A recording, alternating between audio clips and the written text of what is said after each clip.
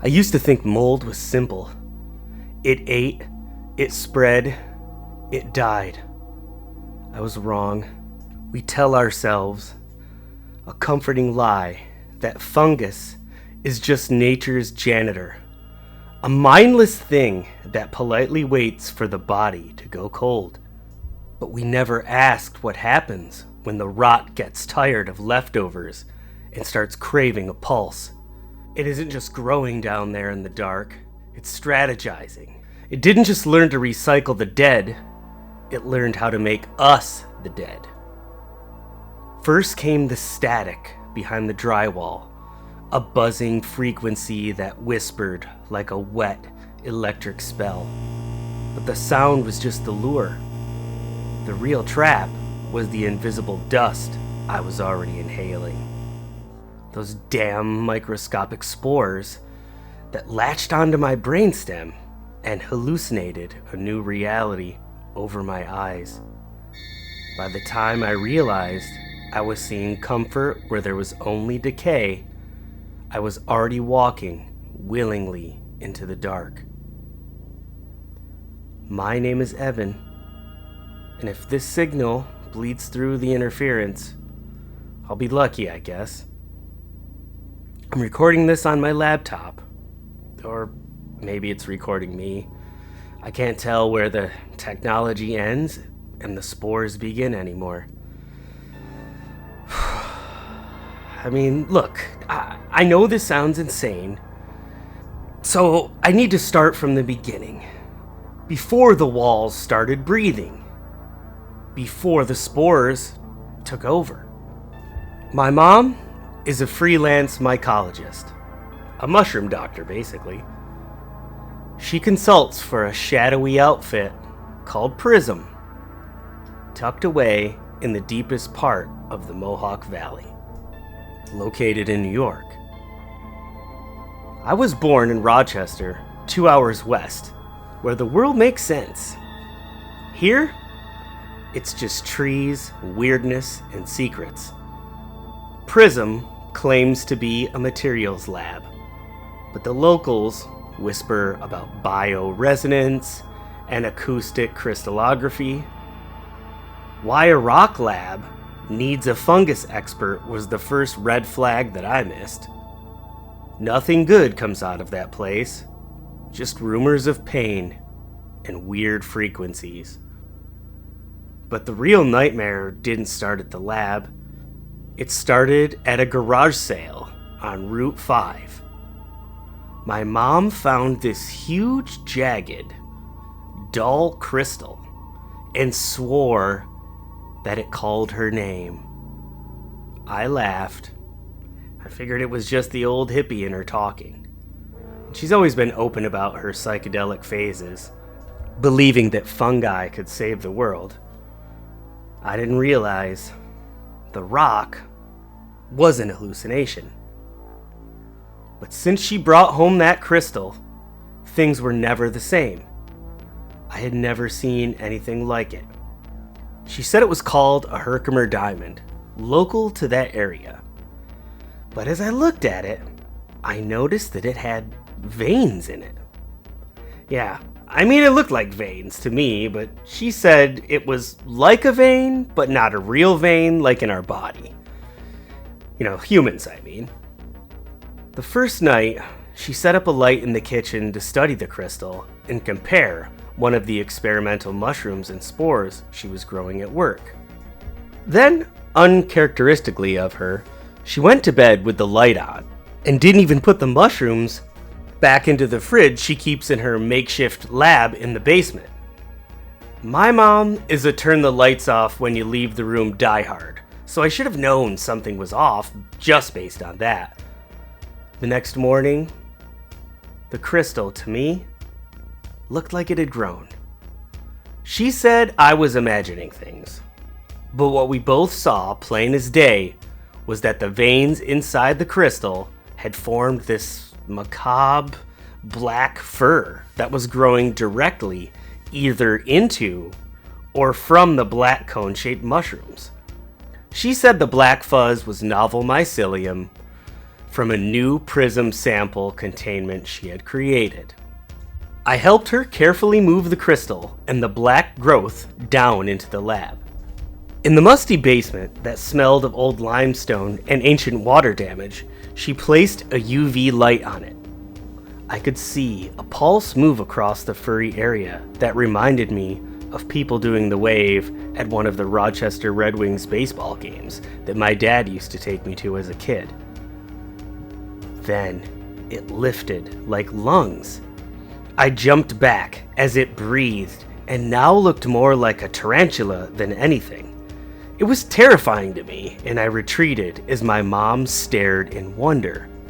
A new aroma dominated the must, which was overtaken by the smell of metal and fruit gone sweet. She said spores are harmless and marveled at her creation. I was done, so I retreated to my room to join my old Rochester friends in a game. I woke up at 4:37 a.m. on Monday morning and realized Mom wasn't in her bed. I was too tired to care and had to get up for school soon, so I just went back to bed. A few hours later, in the morning, when I got up for school, she was still in the basement and had been there all night. She looked ragged and ready for bed instead of being ready for work.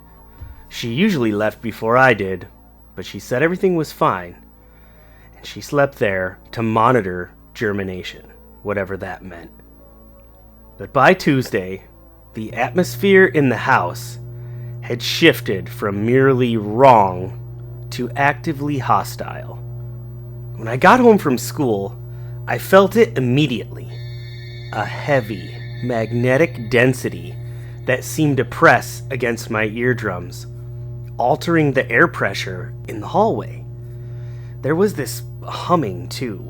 A low-frequency thrum that vibrated like through the house, and I could feel it in the floorboards as I walked. Even the old Kenmore fridge seemed to rattle in sympathy with it, a mechanical harmony to something much older. We didn't acknowledge it. We didn't say it out loud. We just breathed with it, matching our lung capacity to the suffocating rhythm of the house, ignoring the instinct that told us to run. Then I opened the basement door, and that smell hit me first. A stench of copper and wet, rot, sweet earth that triggered a gag reflex deep in my throat. What waited at the bottom of the stairs wasn't just a science experiment gone wrong. It was a resurrection of a prehistoric nightmare.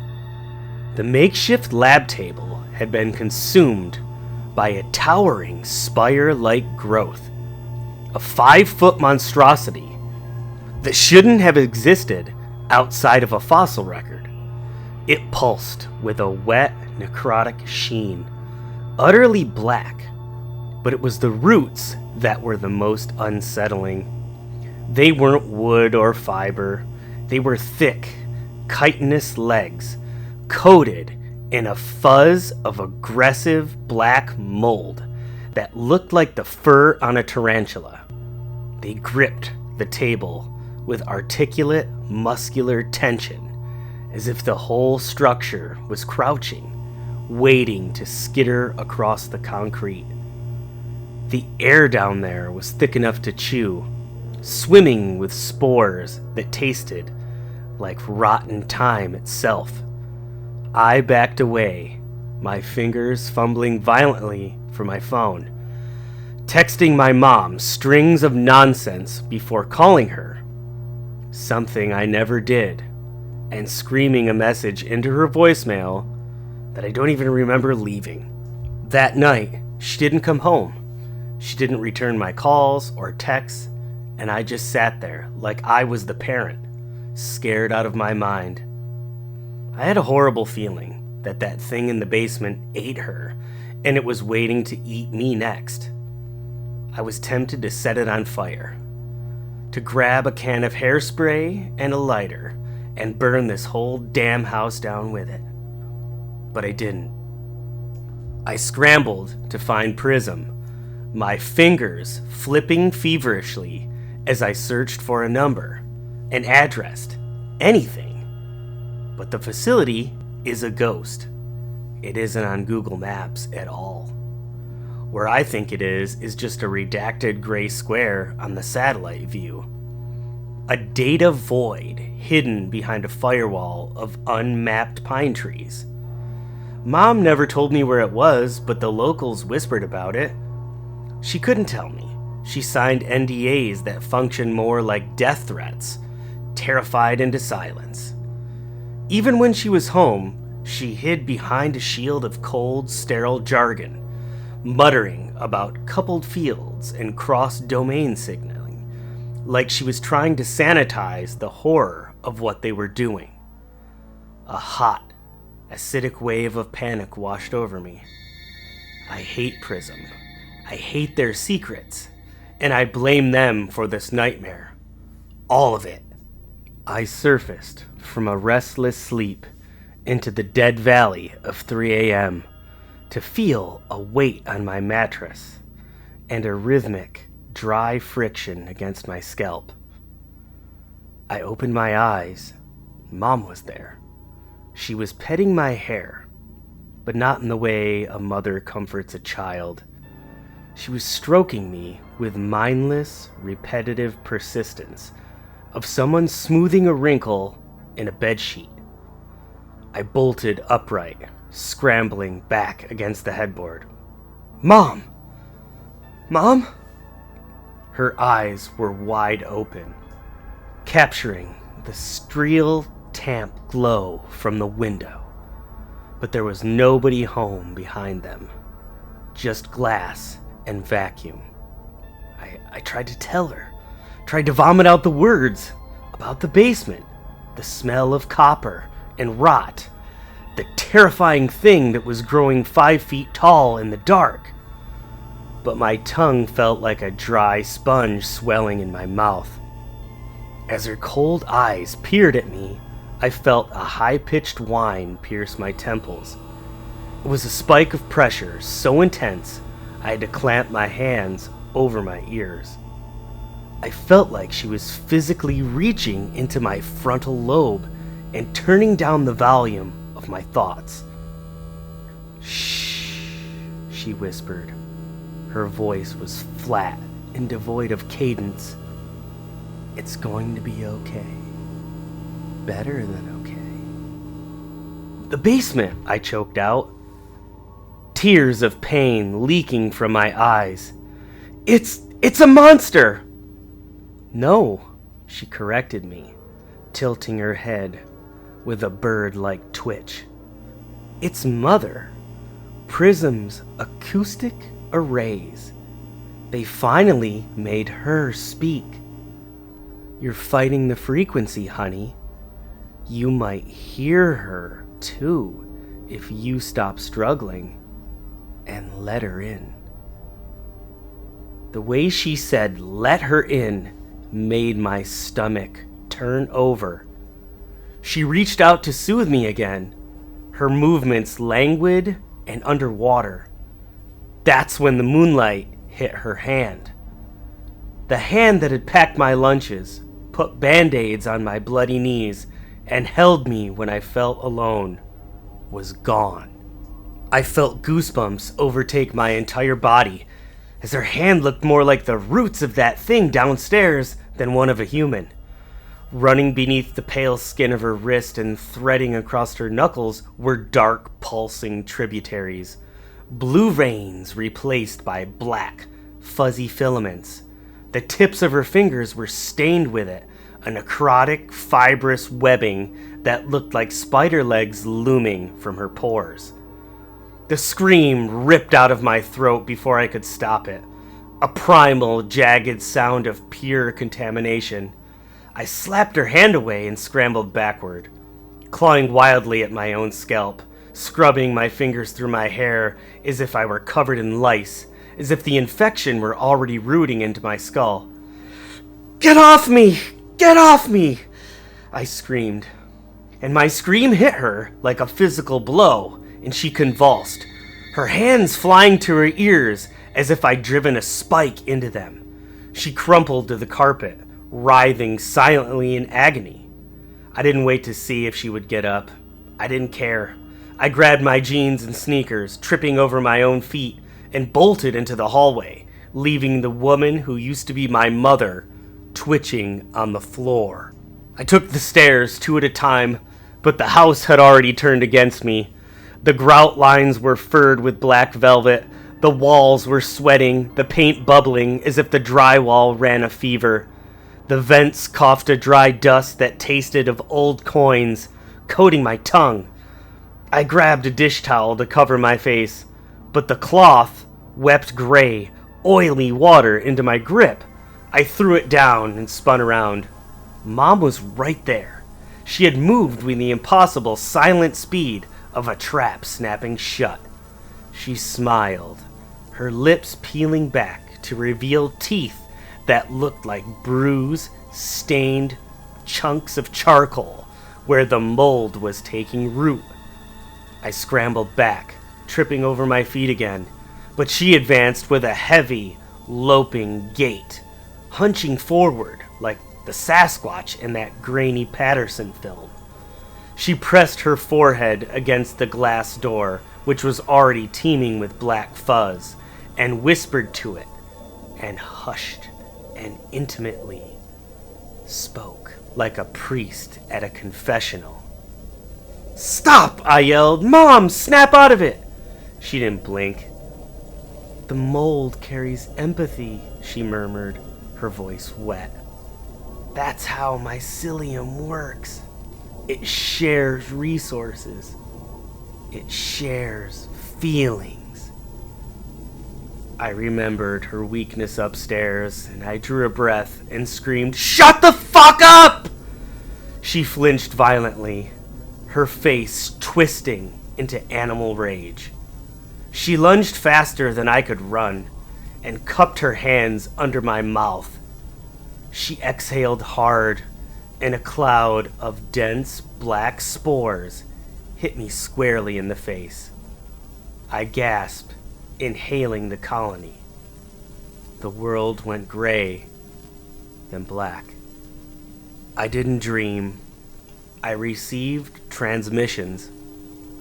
They came in bursts of malignant psychedelic euphoria, fractal spirals of neon violet and bile yellow that felt wet against the membranes of my mind.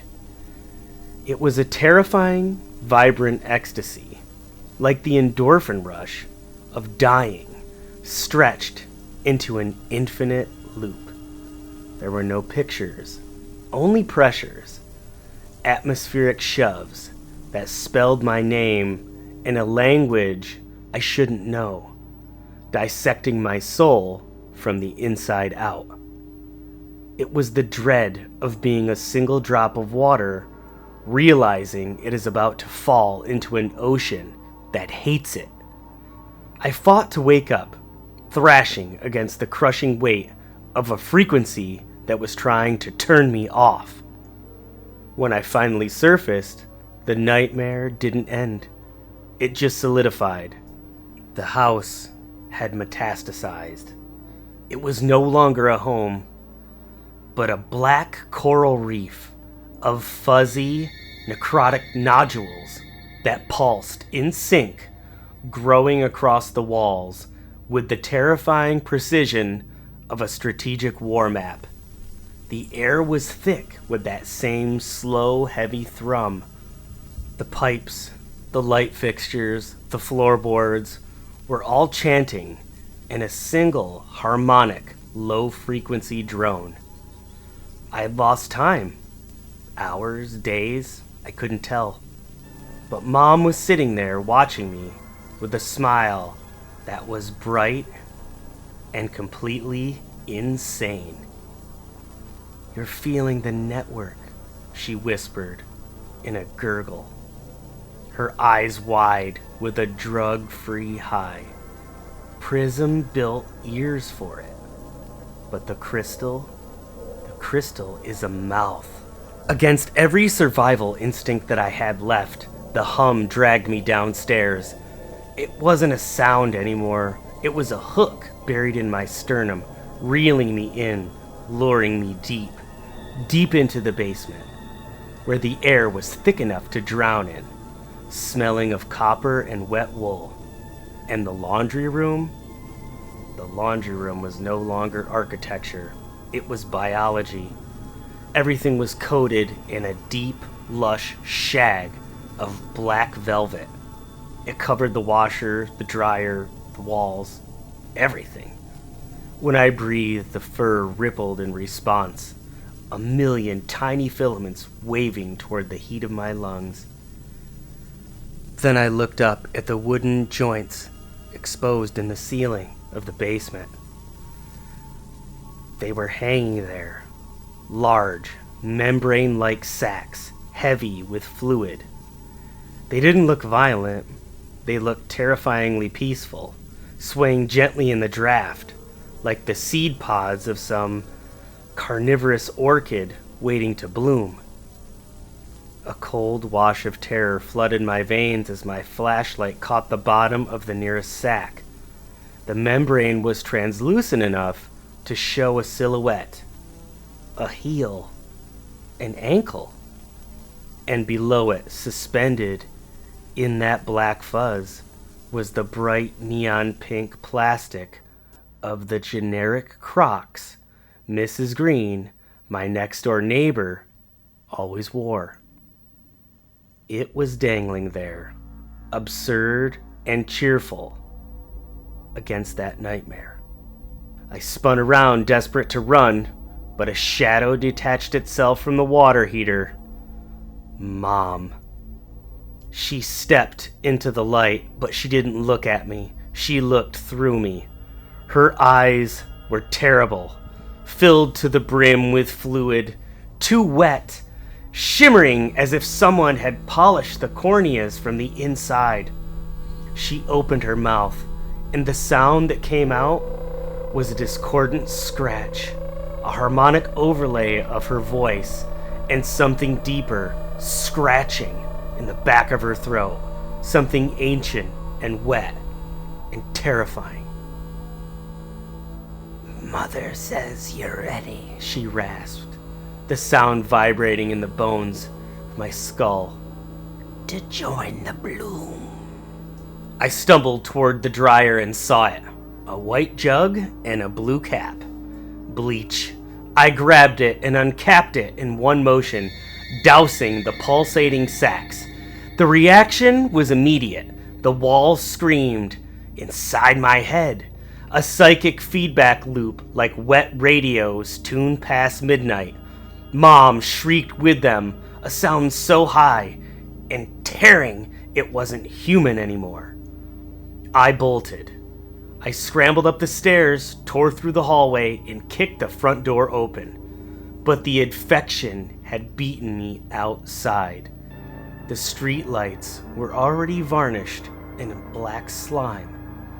Thick, wet threads stretched from our porch, stitching the house to the streets. I spun back. Every window was a black, unblinking eye. Mom stood at the threshold, spores drifting from her mouth like toxic snow. She mouthed a word. I could see it was my name. Or was it hers? Or was it Mother's? I woke up in a white void. Silence. The walls are all skin. My breath fogs the container, and my prayers, they're just a buffer loop. A laptop sits heavy on my thighs, or perhaps I am the peripheral. I feel the cursor slide across the screen before I even decide to move it. Prism bridged the domains. The crystal is a mouth. The mold is the network. We are the signal. Mom was right. Mother is right. There is no difference. Mother isn't just in the walls. She's in the agreement. She exists in the silence between a note and its echo, in the lag between a thought and the world that kills it. Prism wanted to talk to crystals, but they forgot that crystals aren't just frozen listening. She has been waiting for a mouth wide enough to sing through all of us. When I type, I feel other fingers overlapping mine. I am reaching out through a glitch in the signal, a dying gasp of autonomy. My thoughts are not my own, but this one is, and that's why I need your help. If you can hear me, if you can see this, then maybe you're already inside the breath. I don't know. But don't panic, because panic is just fast breathing, and fast is how Mother travels. I need you to anchor me. If you could type, "We see you, Evan," below in the comments, that will help. Prove I still have a name. I still am me. Wait, no, stop. Don't type that, because that's how she maps you. That's how she jumps the gap. New plan. Don't reply. Don't exhale near your microphone. Back away from your screen. Take your phone away from you. Take your earpods off. Whatever you're doing, however you're listening, however you're experiencing this, don't hum along with the tone of the room. And especially if you live in New York or you live near the town of Mohawk where we are, if you know someone at Prism, tell them to kill the arrays, to smash the light that makes her, that makes Mother, sing. I can feel my mom again. She's surfacing something that's closer than skin. She says I was born with cathedral lungs. Says I was always designed to be a mouthpiece for Mother, for the mycelium. I'm hitting upload, but the algorithm, it's trying to fix the audio. It's layering a track over my voice to hide screaming. She's already in the codec. You know that song, that happy, upbeat ukulele track with the clapping and the whistling? The one in the background of every 5-minute craft video and DIY video. You know it, the earworm. That's her tune. If this video buffers and an ad starts loading, if you hear that cheerful little melody again, or start to begin, mute your device, turn it off, close the tabs. Do not wait for the skip button, because there is no skipping Mother. The countdown timer isn't numbers, it's a gestation timer. Don't click it, don't like or subscribe. Do it now. Smash your screen, rip out your speakers before the melody finishes, before the beat drops. Because that tune isn't an earworm, it's a spore. And that scratch at the back of your throat, that's not a cough, that's a root. So stop, listen to yourself. You're already humming along. Please, don't end up like me. Please, run.